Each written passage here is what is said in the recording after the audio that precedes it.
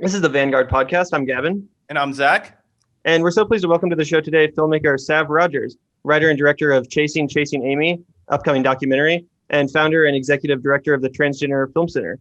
Sav, it's been years actually since I've seen you in person. We were talking a little bit before we got on the mic. We went to the same high school together, Olathe East. And I actually met you when you were a senior in high school and I was a freshman in a film history class. And we were both just talking about the fond memories we have of that class and of knowing each other and, talking about movies, shooting the shit back in the day. And I have to say, I've just been so impressed and excited for you seeing your career kind of explode and evolve over social media. And congrats to everything that you've accomplished over the years since I've last seen you. And also, can't lie, was a little bit jealous when you got to meet Kevin Smith. And you just mentioned, too, that you got to speak to him again recently for your own podcast. So as Zac mentioned, huge hero, both of ours. And it's just so great to see you again. And thank you so much for your time today. How's it going, man?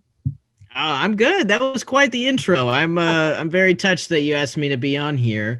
Like I was mentioning beforehand, I don't keep in touch with a ton of people from high school. I think just by virtue of our lives being very different and the extremely negative experience I would say I had in junior high and high school. But I remember our film class very fondly. You were movies were your entire identity. But I do remember you very much pushed me to like expand my horizons in terms of the movies that I liked as like, I don't know, you were like 14. And you were like, you have to watch Citizen Kane. You have to watch. Gavin was lecturing me on French New Wave when we were in like 9th grade. So that's the time that I had met Gavin, and your sister was in my grade and was always a very remarkably kind human being, very intelligent, very sweet. Nothing but good things to say about your sister. And I didn't even put it together that you were siblings because you were just so starkly like different in terms of like your approach on things. For sure. But I remember you were like, you need to watch Pan's Labyrinth. You need to watch Citizen Kane. You need to watch all of Chaplin. And I'm just like, Jesus, man, you got a lot of requirements to be your friend. But you were one of the first people that were like, there are other movies besides Chasing Amy. And I was like, fuck, yeah, maybe you're right. But I remember arguing against you where I was like, not everything has to be important to other people for it to be important to you. And I think a healthy mix of both of those perspectives makes for a good, healthy, like movie diet, right? So like, I'm stoked that you wanted me to be on the show. And you actually influenced my own taste in film a little bit too. I remember when I first met you, I wasn't quite as into like Kevin Smith and in general, more kind of dialogue based cinema wasn't really my thing. You also, opened up my eyes to what you just said, how some movies don't have to be totally important to everyone. They can be just more personal. And I think that's a great place to start with your film, Chasing Amy. And just first of all, how did you, what inspired you to make Chasing Amy? And can you just talk a little bit about the, I guess, kind of complicated, not legacy, but reputation that the film has, certainly probably within the LGBT community, but just your relationship with the movie and how you expressed that via the documentary you made. Yeah, so when I was 12, it was a tumultuous time in my life. Young Sav wasn't particularly socially skilled. I was very literal. I could not read a room to save my life. I just went through life kind of assuming everybody was my friend, but I didn't feel like I was treated that way in return. And, as it turns out, like I was socially awkward and didn't know how to have a conversation with people. And the way that I would try to talk to people is through, the movies that I saw or the TV shows that I saw. That was how I related to the world. And so Chasing Amy was a movie that I saw because my mom just had it on DVD, and I was going through this like really intense Ben Affleck phase where I was like, Ben Affleck is the shit. Which like, I haven't been able to shake that. I still really like his movies, but I really respected, him as much as like an 8-year-old, a 12-year-old can like respect, somebody, but his movies were like a huge source of comfort for me. And then my mom had Chasing Amy at home on DVD, like the Criterion version. I guess that was the latest print that came out. That was the only Criterion film that was ever in our house. Got 8.5 on the shelf now, but I haven't done much better since then. So like I watched this movie and it completely blew my mind. Not only because I was an extreme romantic as like a 12-year-old, I was like, oh, this is the kind of love I want to have. but it also started speaking to me in ways that like a movie hadn't really talked to me before, where like, you know, there were these complicated discussions around sexuality. You know, I had been a pretty sheltered kid. I was very sensitive. My family wanted to shield me from the pain I was doomed to experience, I think, being that sensitive. And this film really opened my eyes. It's like, oh, there are other things. Like, it's not just Full House, right? And so that film was everything to me. It really got me through a really difficult time in my life, where you know, I was pretty, I feel I was picked on pretty relentlessly for being a weirdo, but also being queer, and having a weird gender performativity. You know, this is pre me coming out as a transgender man, so I was too masculine, I guess, and I came, you know, people thought I was a lesbian and things like that. And you know, my life was made very difficult by certain people, and that very much informed my experience of the world. But Chasing Amy was a film that made me feel better about all that, and honestly, like, kept me alive for a really long time until I started to have more grounded connections to other people, like my wife, who, you know, I met when I was 17 on the internet, and was, you know, I didn't need Chasing Amy so much anymore because I had her, right? But that film very much informed like my taste in movies too. Eventually, you know, I was like, oh, somebody had to write this, right? Like, this, somebody made this, like, how did this appear? And then I found out filmmaking was a job, and I was like, oh man, I'd love to make something half as good as this. And so with all that in mind, like, going into my adulthood, I made a bunch of student films in college, and I had what I would call a successful student filmmaking career, a college career, like developing my voice. But by the end of it, I was like, I looked at my body of work and I was like, this doesn't, like, only one film really says something. And what's something that I really want to say? What's valuable to me in filmmaking? And so I was like, well, I've got this very specific thing about Chasing Amy that's almost like neurotic. Maybe that would be an interesting movie. And so I decided, after talking to people, including my best friend Brad, who is the editor of the movie and one of the many one of our two DPs on it, which is great, that we were going to make this movie. And so I thought I was making it for an audience of one, maybe two, if Kevin Smith wanted to participate in it. And along the way, though, I saw this ad on Facebook for this thing called the TED Residency, and I was like, oh, that's cool. And then I kept scrolling, and then I kept seeing it again. And I was like, oh, this is the day of the deadline. I should just apply because, you know, I don't have a specific idea for a TED Talk, but it would be cool if I got to do this and got to meet all these cool people and got to live in New York and things like that. So I applied, and much to my surprise, 2 months later, my very vague pitch of giving a TED Talk about queer stuff paid off, and I got an interview, right? And we just hit it off in the interview. I was the last person they interviewed, and they had already decided who they wanted for this one specific paid slot, like in the residency. But we just hit it off so great. And they were like, if you had to give a TED Talk tomorrow, what would it be about? And I was like, well, I have this Chasing Amy documentary where I want to explore what this movie might mean to LGBTQ people, because it meant so much to me. And after I was done talking, it was kind of like silent for a second. And they were like, that is the most narrow, specific pitch for a TED Talk we have ever heard. And they were very kind, and they were like, we'll talk, you'll hear from us in 2 weeks. And then 3 days later, I learned that I got it, along with the other person, Kemi Leani, who gave an amazing TED Talk, and we shared this slot, and Adobe paid for two of us to go out to New York and participate in the TED residencies as people who, you know, she's from the South, I'm from the Midwest, and we got to live in the big city for the first time. And it was through the TED residency, though, that the movie really started to take shape, and they started to connect me with people like the incredible Bob Hawke. If your audience doesn't know about Bob Hawke, please look him up. He is responsible for, I don't know, he's partly responsible, in my opinion, for Sundance being the institution it is today. He is a pioneer of gay cinema.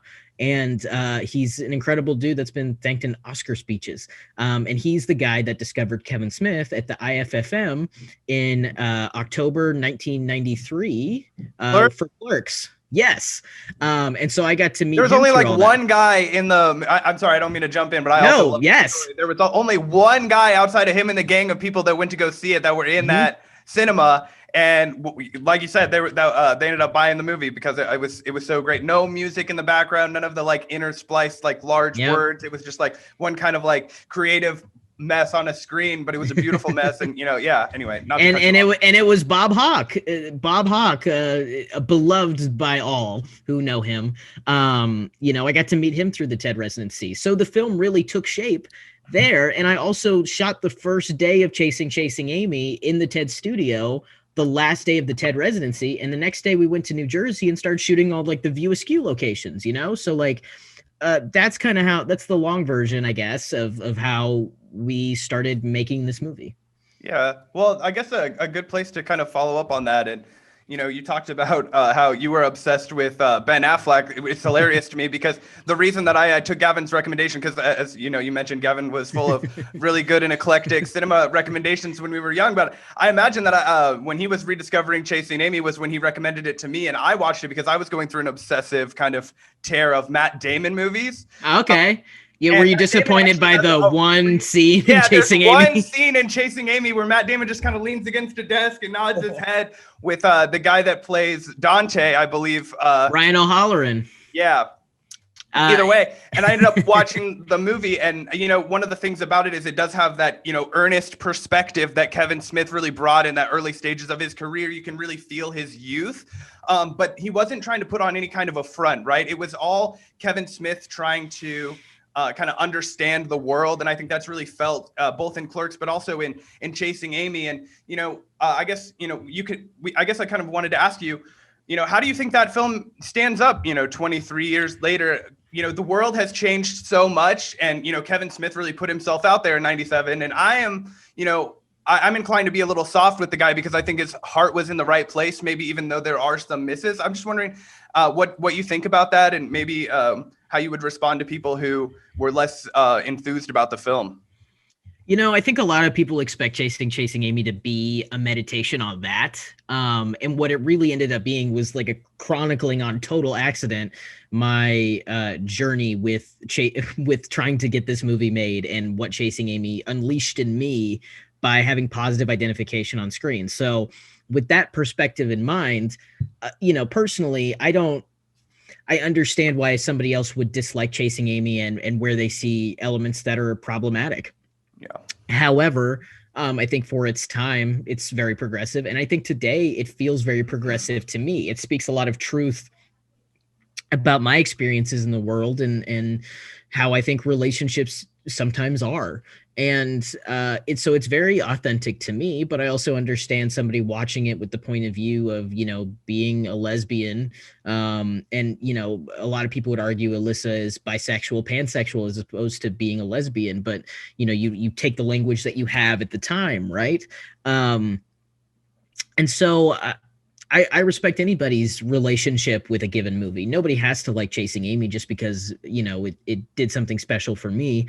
But I don't think it's, I don't think it's homophobic garbage. It clearly means something to me. So I don't think I can ever really be objective about the movie in the same way that I'm not objective about Kevin Smith. Like Kevin Smith is somebody who has treated me extraordinarily kindly.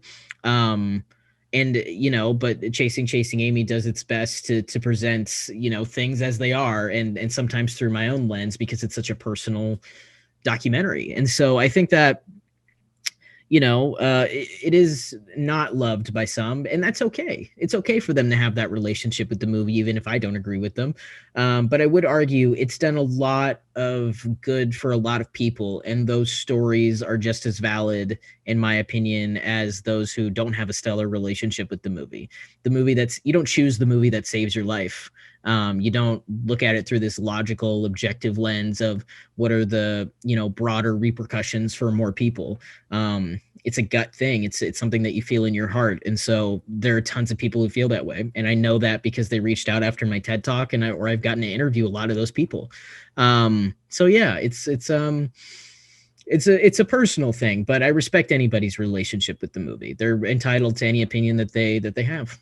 Well, one thing I think that you mentioned in your TED talk about the film, which, by the way, I highly recommend anyone watching checks that out. It's a great kind of deconstruction of what you have been talking about and your history and relationship with this movie. And I think one of the best things that you mentioned that I never even really thought of as a fan of Kevin Smith or Chasing Amy, but that is so true, is that despite it being written and directed from the perspective of a cisgender heterosexual male, the queer characters are depicted as very genuine, real people. They're openly, proudly queer. As you mentioned in your TED Talk, they're comic book writers, and they fulfill the same roles as the cis characters in the movie. And I think that is in some ways ahead of its time. And also, like you mentioned, the same language just didn't exist in the 1990s. Words like, or descriptors like pansexual, terms that people use to identify themselves now just simply weren't in the lexicon. And I think that, in that way too, the film is a little bit ahead of its time, just in having that discussion about, the spectrum that is sexuality and kind of all that. So, yeah, I think that there's a lot to be said about the way the film is aged. And I agree that it's, despite being a product of its time in some ways, it does, it has aged well, I think. And obviously I'm also a cisgender heterosexual man, but that's just my take on it. Oh, what was that? Oh, I was just saying, yeah. I mean, and bisexuality, pansexuality did exist, but they weren't widely adopted terms in the same way that gay and lesbian were. There's this discussion in the documentary Film Hawk by JJ Garvine, and the co-director's name escapes me. I'm so sorry, but it's from Holly Dog Films, and they made this movie about Bob Hawke. And there's a conversation between him and Barbara Hammer where they were like, when did it become the LGBTQ community? Because when we were coming up, there was a very distinct gay film community and a very distinct lesbian film community. When did it become that? And I think that's, it goes along with this notion that those were the two widely accepted terms at the time, were gay and lesbian, in terms of like mainstream identifiable words to describe, queer people, right?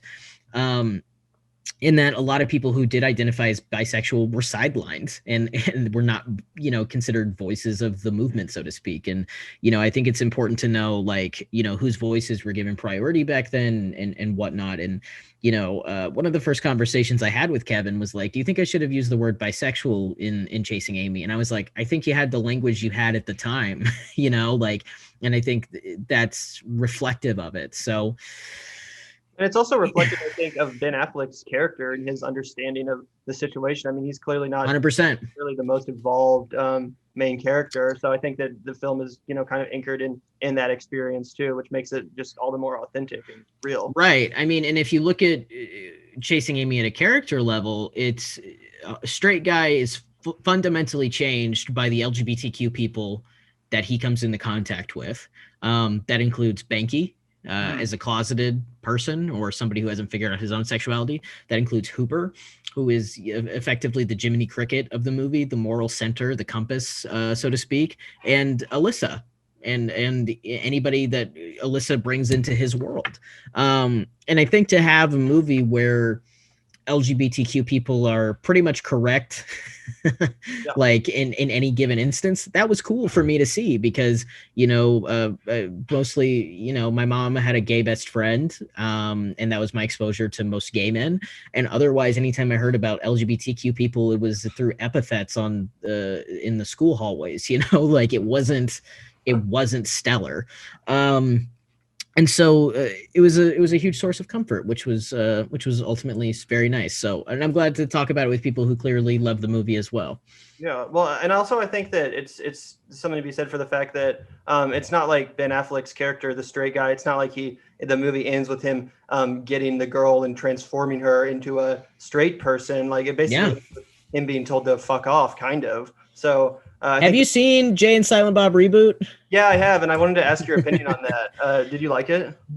The first time I saw it was a rough cut at Kevin's house, actually. That was the cool thing. Yeah. That was like the fucking cool. That was the first time I ever met him. He's like, you should come over. This will be good for your documentary. And I was like, yes, sir. Yeah, okay. And I watched it, and I'm just like sitting on Brad is like sitting right beside me, and like at one of his toy the people that like designs like the toys and like the action figures for Kevin's like sitting like in one of the couches behind me, and I'm just like tears down my face, and I'm just like, this is such a beautiful send off for these characters, and I'm just like, this is fucking phenomenal. And I can't wait for you to see Chasing Amy, because there's a funnier story that I want to say for the documentary about why that scene ended up the way it did. But I'll tell you guys after the podcast, I guess, because I think it's a cool story, but I don't want to totally give it away. That's fair.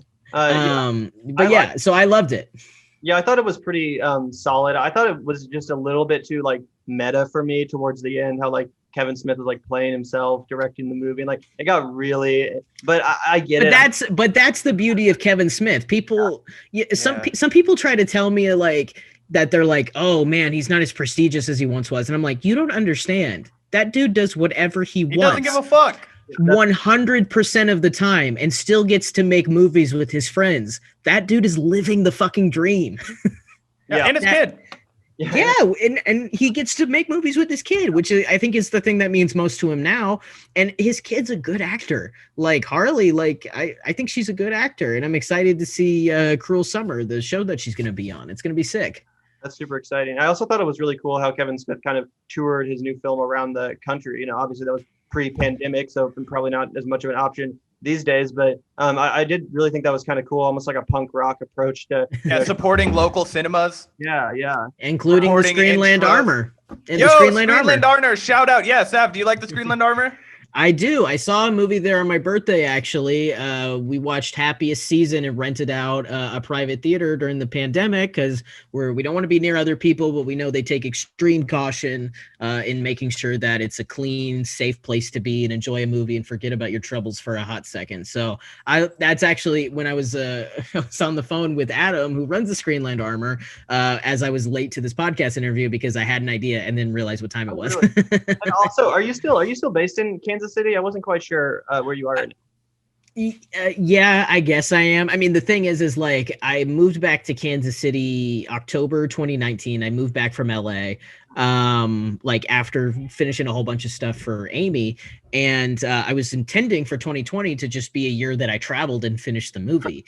And then the pandemic happened like a week before I'm supposed to go to South by Southwest, and I'm just like, fuck. So yes, I am in Kansas City. Not necessarily on purpose, but I'm not unhappy about it. But it beats paying a whole bunch of rent on a coast when you can just be with your family for free. And so me and my wife are hanging out here with our 2 dogs. Couldn't be happier. Hell yeah. Yeah, Kansas City is a great spot for anybody from the nation, from the coast to coast listeners. I get shit on a lot, but it's a good place to recharge. Yeah. Yeah. I mean, and it was good to like reconnect with like people that like I already knew, because like I lived in New York and then I lived in LA, and those were 2 very weird, surreal fucking experiences where I was just like, I need to like be around like normal people for a hot second.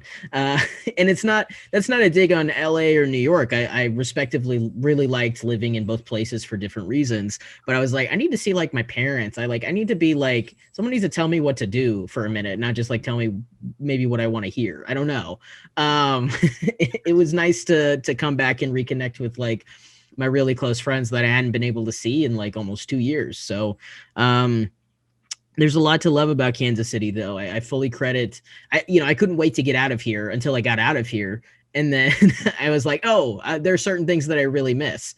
Like in terms of transportation, I'd probably rather take a train everywhere like I did in New York, but I do miss like not being in bumper. I didn't miss being in bumper to bumper traffic. Like I love that it's 20 minutes to drive 20 miles. You know what I mean? Like There's a lot to like about living in the Midwest. And I think people who are in a rush to get out of here should maybe think about like all the pros to living here, like how much cheaper it is, and like how it's people who live more than 3 miles away from you are willing to hang out with you. You know what I mean? Like it's also, as I'm an independent filmmaker too. I haven't done anything anywhere near the level that you have yet, but just as far as getting your name out there in the entertainment industry or being a filmmaker or artist, obviously it's a much smaller pond, so there's that to be said about it. Obviously LA is so busy and has so much competition and all that. Same with New York City.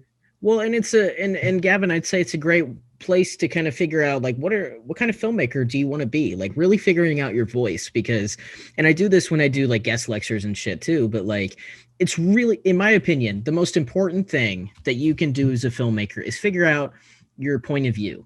And not just, your general point of view as it pertains to a script. Like, what do you want your body of work to say? What do you want to actually be creating, spending your time doing? Who do you want to spend your time with?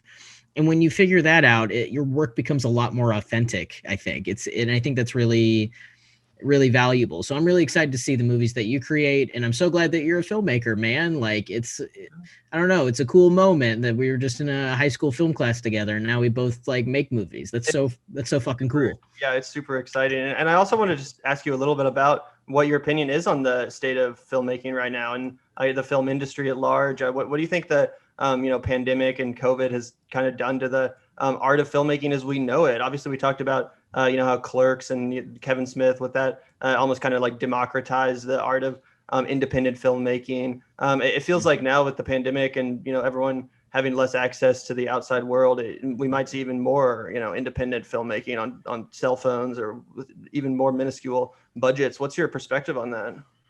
There's a Mark Duplass quote from like a keynote he gave at South by Southwest a couple years ago where he's like, the cavalry isn't coming. And I, by and large, think that that's true in the sense that you have to be the one to drive the force behind your movie. Funding, no funding, you have to problem solve and figure it out, because I think that's what it means to be an independent filmmaker, not only to be artistically driven, and to really care about what you're saying, but to be a problem solver, because that's effectively what you are as an independent filmmaker. It's figuring out, how can I make this prettier? How can I stretch my budget more?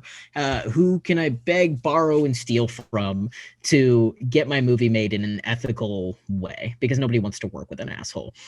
And so the state of independent filmmaking is like, I feel like there's a lot of people that think that like the Kevin Smith model is the model, where you make a movie with your friends and you're plucked from obscurity, and that is how you get your movies made. And ultimately, it usually takes so simple. It's really not that simple. He had a lot of things going for him. He not only was he the only one kind of making movies like that at that time. Well, I shouldn't say the only one, because Go Fish came out the same year as Clerks. And if you haven't seen Go Fish, I highly recommend it. It's by Rose Trochet and Guinevere Turner. It was basically the other black and white movie that premiered at Sundance that year. They were effectively twin films. One was from the perspective of a Jersey gas station clerk, and the other was from the perspective of lesbians in Chicago. And both of those films are remarkably similar in that they're dialogue heavy, they're black and white, and they're very authentic to the voices of the, at the time, amateur filmmakers behind them. And what Rose and Guinevere and Kevin and Scott Mosier like created at that time was very specific. I mean, they effectively, like everybody that came after, they were trying to do like the Kevin Smith thing when they submitted to an independent film festival. And now there is a lot more competition because the technology is more accessible than ever. So while it's never been cheaper to make a movie that looks decent, you're also drowning in a sea of competition. And I think what matters the most is that you're taking the time to create something that matters, not for the idea of being an independent filmmaker, but rather to create something that's super authentic from your point of view. I can't make the kinds of films that Kevin Smith makes. I can't make the kinds of films that Guinevere Turner makes or Mary Herron makes. Certainly couldn't make American Psycho. But I can make what I can make. I can make Chasing Amy. I can write I Love You, Margot Robbie, which is a real script that I wrote, believe me. I can write films from the point of view of trying to tell the queer experience through comedic or personal lenses. And I know that that's really what I'm interested in, and to create really specific films that people are like, well, Sav must have made this. And the sooner you figure out what your voice is and how to put all your resources behind it, and figuring out, well, what's an effective way to make this movie, that's when you can start to find success, in my opinion. And sometimes that requires funding. And a lot of funding sources have shut down during this pandemic. I saw a statistic yesterday from Vidiots, which is an incredible nonprofit out in LA that preserves physical media that I'm on the advisory board for. Please go check it out and support them. They were talking about how 1 in 3 nonprofits will survive the pandemic. A lot of those are arts organizations that provide a funding mechanism to independent filmmakers. And so the truth is like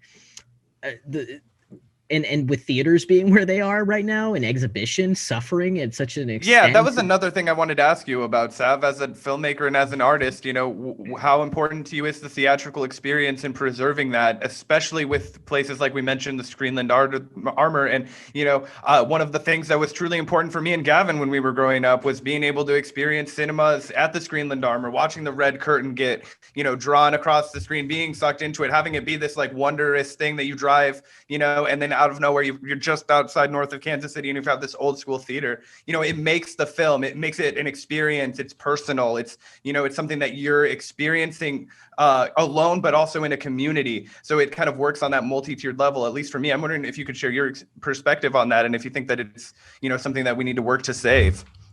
We absolutely do need to save it.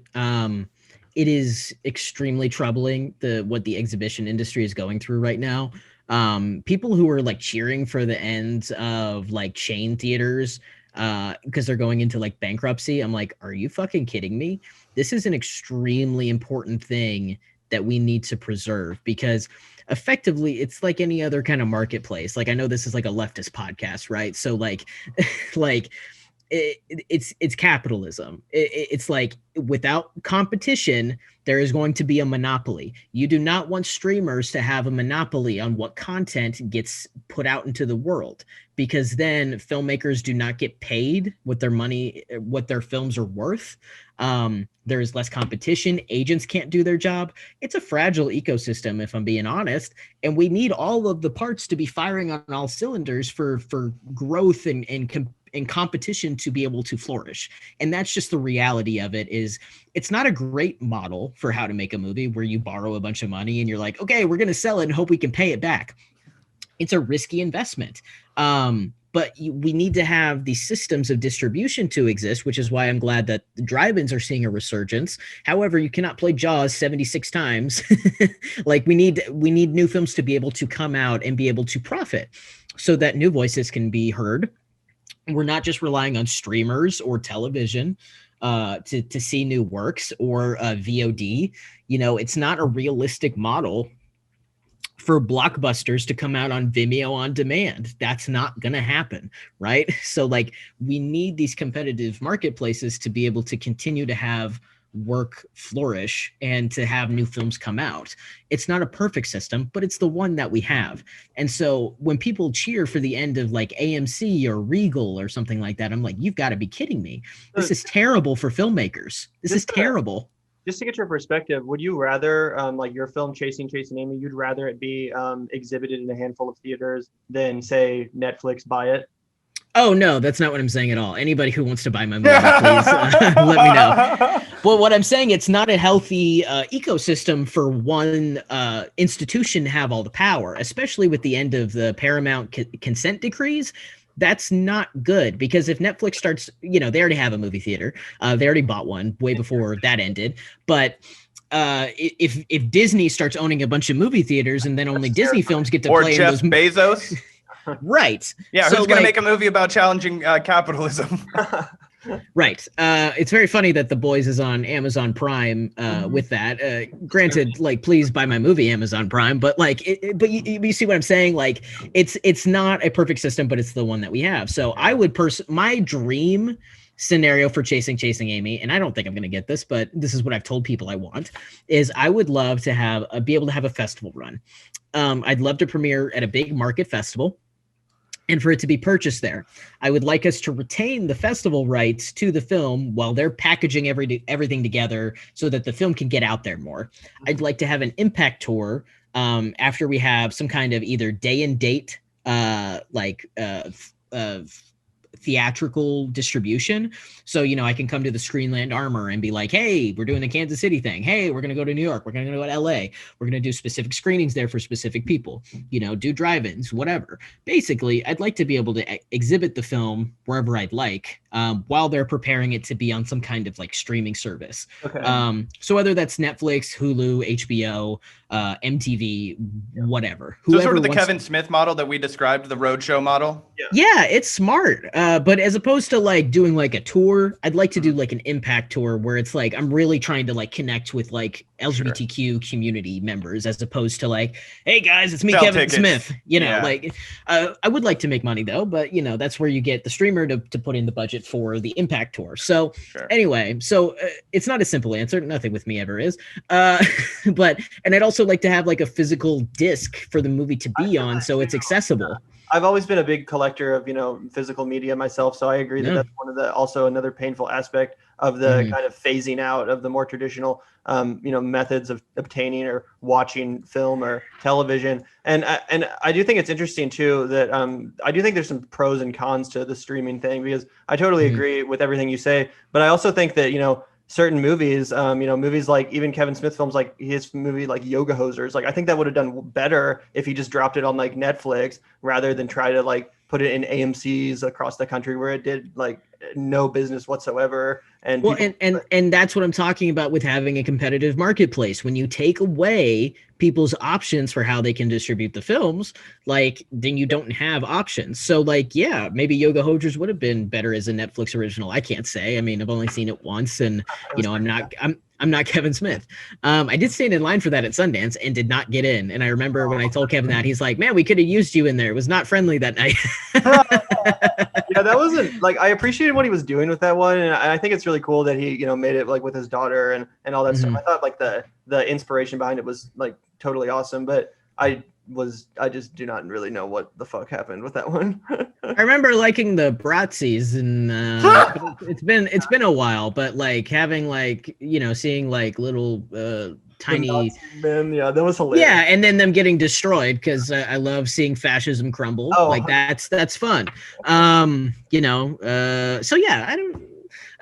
But again, having options for filmmakers, it's not healthy if Netflix has all the power, and it's not healthy if only AMC has all the power. By having options, and it's like, because that could kind of facilitate like a new age kind of regression into studio style filmmaking, right? Just kind of when you went back, it pre-auteur, if you go back before the 70s or late 60s, when you had the Martin Scorsese, Francis Ford Coppola steam train come through and really say like, no, creative control is mandatory for these films. I have a feeling that, the actual voice, like you said, the most important thing about a filmmaker, certainly an independent filmmaker, is your voice, your unique perspective. That's what you're, sharing with the audience as you paint this story and, invite them into it. I fear that one of the bigger impacts of having the industry swallowed up by a monopoly essentially, or a handful of companies competing, is that they'll just market test everything. You're going to get a lot of diluted, bland blockbusters and not a lot of the interesting films that live up for 25 years, like Chasing Amy, or like Go Fish, like the film that you mentioned. Well, and also like consider like streamers, right? How many streaming services are there now? Quibi just abysmally failed. But there's a lot of streaming services that cost a lot of money. There is an illusion of choice, but there's really no choice on the part of the consumer, because you don't control what's in the catalog of all the streaming services you subscribe to. And so having the option to like own a physical disc is actually can be way more liberating than relying on a streaming service to curate what it is that you want. And granted, I think streaming shook up things for the better, but I do think that you have to have this balance. We need drive-ins, we need movie theaters, we need streamers, we need television, we need physical media, we need people who are archivists, who are preserving the works of things that will be otherwise lost. And I'm sure new technology will emerge for us to we'll figure out how to watch things as Christopher Nolan intended on our Apple Watches, right? Like, well, I think that there's a lot of options out there to promote a healthy cinema digest, if you want to call it that, for healthy viewing habits, but also to give ultimately the filmmakers and the viewers more choices. And so that's why I cannot wait another fucking second, among other things like people dying, for this pandemic to be over, because it's killing a lot of things. And it's important to get our movie theater ecosystems healthy again so that they can continue to exist. I couldn't agree more. And I think another, business that's also been hit in the same vein is the like physical. I mean, you talk about Clerks, it was already hit, but the like where you actually go rent a DVD or a Blu-ray, like Blockbuster, stuff like that, old school, rental places like that. And by the way, I don't know why I just thought of this, but Blockbuster totally should have just created the Blockbuster streaming service in like 2008. They would Netflix tried to sell itself to Blockbuster a shit ton of times. Yeah, and they never went for it. And here's the crazy thing is like Redbox was the first thing to really hurt Blockbuster. And then Blockbuster ripped off Redbox. No. They had it before. The Blockbuster boxes? They were in the back of the store and not advertised and not prioritized. That is the crazy thing about it. I remember them being outside of like Quick Trip gas stations in Johnson County. Blockbuster could have survived, which is like the biggest bummer of it all, because like I loved going to the video store the few times that like we got to go to the video store. I think there was a Family Video in Olathe that finally shut down, but that popped up right after Blockbuster left. And I was like, that's not going to succeed. And then they lasted 10 years. And it always smells like Marco's Pizza, not like Blockbuster. Yeah, I think that Family Video is still there. I think they sell like CBD now to stay in business. I saw that on like the window. Yeah, you're talking about the one on 119th and Black Bob. They do sell CBD. Are they still open? My wife peered in the window and said they look shut down. Maybe since COVID. Maybe since COVID. That's what I'm saying is like my wife went in there to see if like she peered in the window because we've never approached the store because we were like, there's no fucking way. That's got to be like a drug front or something. There's no way they're surviving this. And I guess they did. So, but I think the video store experience is also really important. Again, a competitive marketplace. But that's why it's really good. Look, I talked about Vidiot's before, but Vidiot's was a video store in LA. And then like in I think the 2000s or 2010s, they became a nonprofit dedicated to preserving physical media. And right now they're trying to build the theater out in Eagle Rock in LA. And it's going to be a huge thing. I mean, my nonprofit, the Transgender Film Center, is partnered up with them, and they do a lot of really critical work to preserve physical media. Again, it's this balance, and we need Vidiots just as much as we need any of the things that we've been talking about. We need stuff to endure and survive and to be accessible so that people can continue to discover films that are overlooked by streamers because they're not commercially viable enough. Totally. And I did want to hear too about a little bit more about the Transgender Film Center, which you're the founder and executive director of, and which launched November just last month, right? Yeah. End of last month, like right before Thanksgiving. Bad time to release a press release, maybe, but still fun. But yeah, so the Transgender Film Center, it's a nonprofit that I started because I didn't see a whole lot of or any institutional support for trans filmmakers, of which I am one. When I was coming out, I thought it was super daunting how there was not a lot of support if I was going to come out publicly. And at that point, I would have to come out somewhat publicly because I was already a known entity to some people. I was going to have those difficult conversations with people no matter what. And it was really daunting to know that like, oh, there's nothing that's like I can go to that's for me. And so around the time the pandemic hit in like March, I think within a week of getting South by Southwest canceled, I was like, fuck, like I'm so mad about like my lack of control in the world. People are dying. This sucks. Like I feel really powerless. And I was trying to think of ways that I could like try to reclaim a feeling of agency. And one of the ways that I did that was I basically had this idea for the Trans Film Center. And our mission is to, effectively help promote trans-made films to audiences all over the world to show that, our stories are valuable and our perspectives are valuable. And one of the ways that I wanted to do that was by starting a grant, because in all of the grants that I've applied to for Chasing Amy, there is nothing specific, I don't believe, that was for transgender filmmakers. And I was like, how does this not exist? And instead of waiting for somebody else to create it, I was like, well, I'm somebody, I'll create it.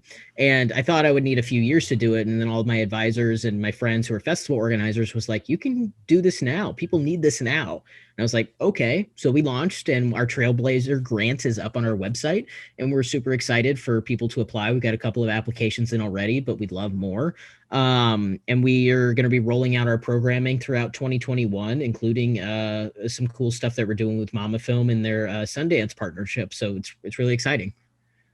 Hell yeah. And also you mentioned too that you were starting your own podcast. Yeah. It's called the Professional Amateur Podcast. My production company is called Professional Amateur Productions. I've perpetually felt like a professional amateur my entire life as I go on all these endeavors, right? I don't know many people who don't feel like that in some capacity. It's a relatable term in independent media, regardless of where you fall. Yes. And so I interview people that I usually have an existing rapport with in some way, including Fanchon Cox, who works at, Ben Affleck and Matt Damon's banner, Pearl Street Films, as a development executive, is the co-founder of The Inclusion Writer. She's the first person that I interviewed for the podcast. We've also interviewed some really other cool people, including Mr. Kevin Smith. And so it's just conversations about being a person in the world. And I'm excited for Kevin's episode because we talk about masculinity through our own respective. Which I think is actually something that, Kevin Smith has something unique to share about this big man, who is so comfortable with his emotions. We didn't talk about that, but it is something that, anybody that's followed the dude on Twitter, like reading a Hallmark card will bring the man to tears. Like, you know what I mean? Like, right. When I was given the TED Talk, I was like, I hope Kevin Smith cries. And then my wife was like, it's not hard to make him cry from what I've seen. I cried watching your TED Talk. Like that shit is actually extremely emotionally touching and powerful, or whatever you want to call it. But yeah, like I'm sure he did cry. He did cry. He told me he cried, and I interviewed him. I got him to cry a couple of times in interviews. One was about, he told this like very detailed story about the Twilight Zone movie and that part where they play kick the can and he's like crying. He's like, fucking Spielberg. That was pretty funny. If that Wait, speaking of Spielberg, Sav, I have one more question for you that I couldn't I didn't write it down, but I was like, I have to ask Sav about this. So, okay. This is a Chasing Amy question that I've always been kind of curious about. This is a deep fan question. So, the scene when they're at the club and Banky and Alyssa Jones are having that kind of like comparison back and forth, like, I was giving this chick head and, my neck is great. All right. And he's like, I got that beat. Like, look at this thing on my leg right here. You know what I mean? That is an exact scene from Jaws. Do you think Kevin Smith did that intentionally? Man, that's a good question. So I know Kevin's a huge Jaws fan. He's got art in his house of it. He's a really big Jaws fan. So I'll have to definitely. Maybe I should. I'll have to text him. I'll have to text him and then message me. I would make my whole year because I've always been curious about that. I've had two big Kevin Smith questions my whole life. One, is the boyfriend from Clerks an Asian man who is a design major, or is he specifically majoring in Asian design? Two, is this an homage to Jaws, or did you just love the movie so much that it actually became felt in your own film? So those are anyways. All right. Is that scene with Alyssa and Banky comparing battle scars at the bar an homage to Jaws? Question mark. And you promise that this is real? I haven't seen Jaws enough, and if I look stupid in front of him, extremely real. They're talking about when they were going out to sea, and it's the dude that's played by what's his name, the Dreyfuss, Richard Dreyfuss, Richard Dreyfuss, and the guy that plays the captain. Okay, so Gavin, you vouch for this too? Oh yeah, but I'm almost sure it is a direct intentional. All right, I'm gonna text him. Do it. Okay. Yeah.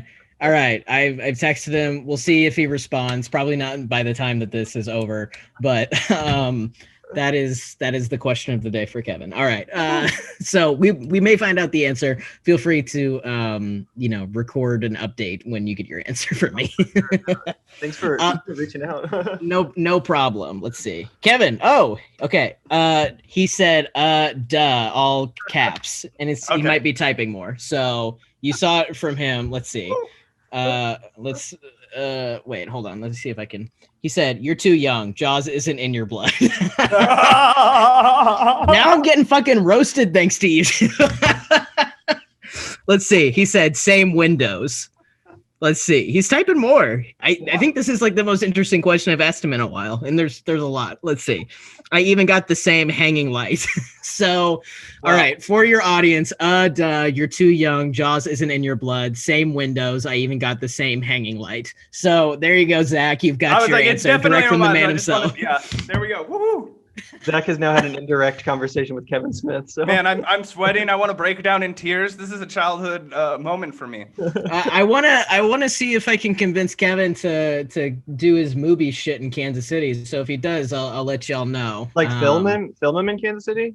No, movies like his fake restaurants from like Dogma and shit. Are those opening? He's doing he there was one in Minnesota, I think, and I'm just why wouldn't he fucking come here? So I'll straight down I-35, Kevin. Aren't they like vegan too? I think they're like all vegan. They do vegan and they do like meat eater, carnivore. Okay. That's what it's called. Because I know he's embraced the vegan lifestyle post heart attack.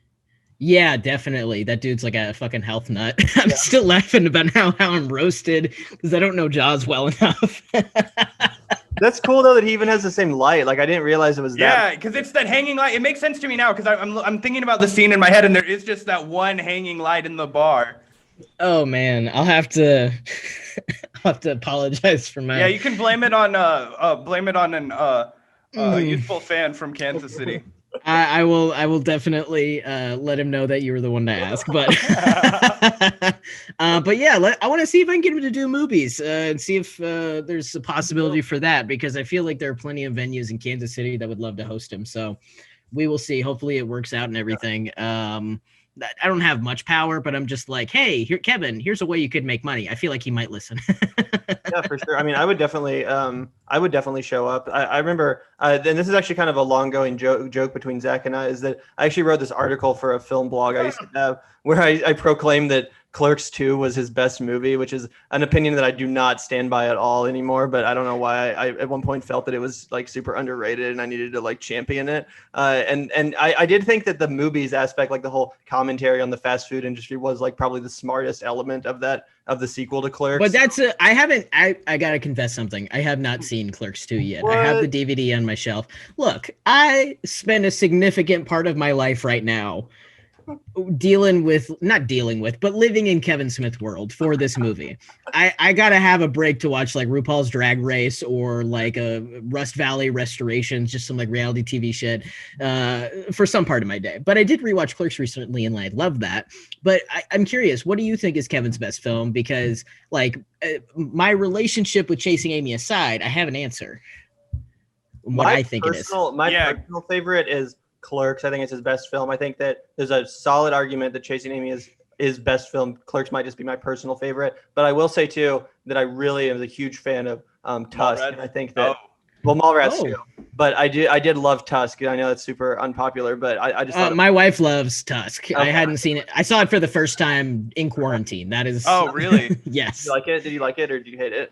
I like it. I mean, it's not my kind of movie is the thing, is like I don't live for like monster movies and shit. Like but I respect it. Did you see Red State? I haven't seen Red State, which is a I shame because I'm from Kansas and it's based on here. Westboro Baptist Church. Yeah. I think that, obviously I think, or at least for me, Clerks is far and away probably both the most important film that Kevin made for me, and then Chasing Amy probably being a second as far as what I think his best film would be. Those two are really in a new world for. You two have not said my top pick. That is interesting. Wait, that is interesting. Dogma? Are you gonna say Dogma? Dogma. Fuck yeah. Dogma. Okay. I think that like. If I wasn't so fanatical about Chasing Amy for reasons that no longer have to do with Chasing Amy, I think it'd be Dogma. Like that movie's fucking smart. I think that Dogma is so ambitious. If I have one critique of it, I just think that it's like it might just be a little bit too like over budgeted or something. Like I felt like with some of like the action set pieces, almost it got a little bit like overly like just a little bloated or giant shit. Yeah, like whereas like Clerks and Chasing Amy are just so much more like authentic at a small scale. But I fucking love Dogma too, especially. I don't think you can say it's not authentic though, because he fucking lived that Catholic life, man. It's definitely authentic.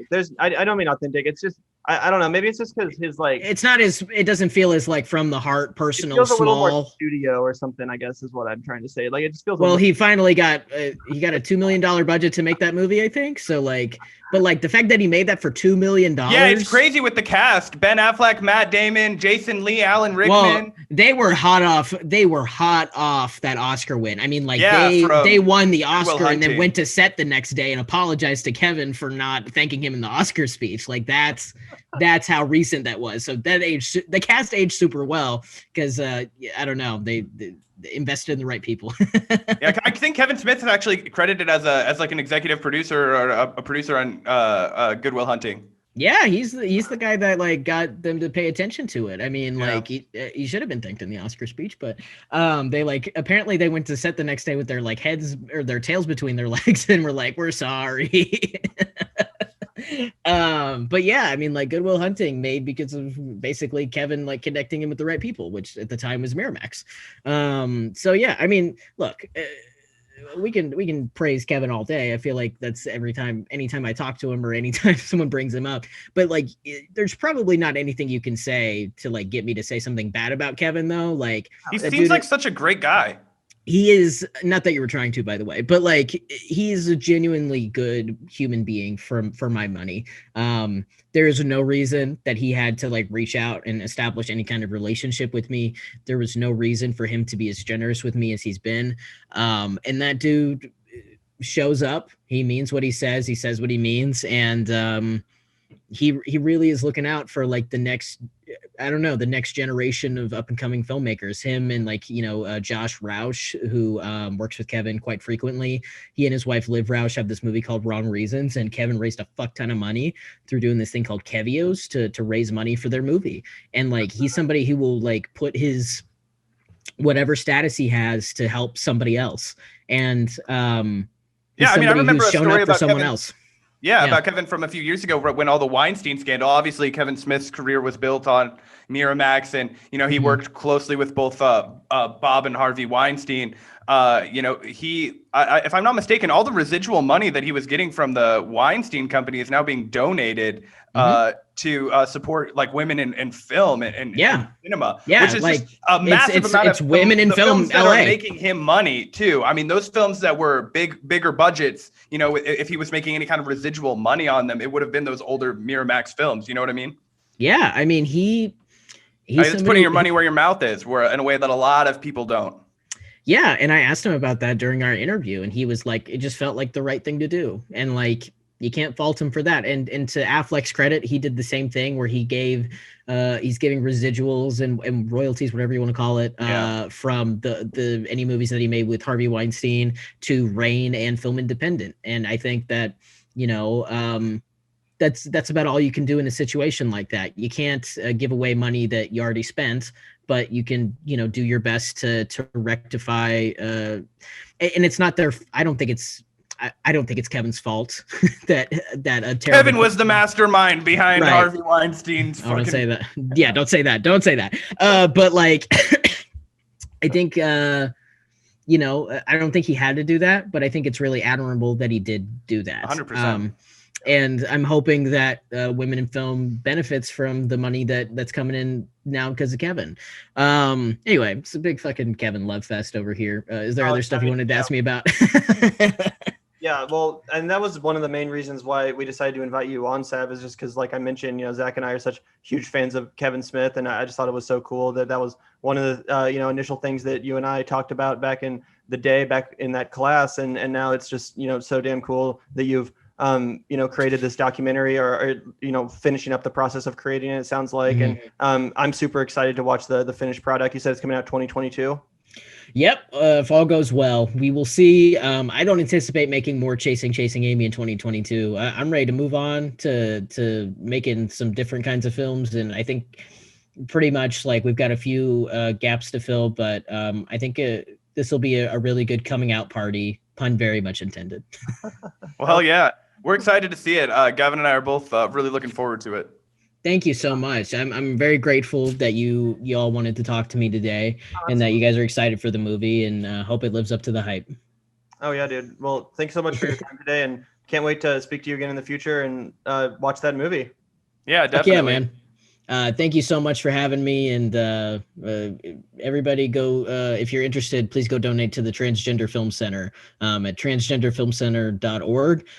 All your donations will go a long way to making somebody else's filmmaking dreams come true the way that mine have started to. So thank you. And find all that information in the description box below.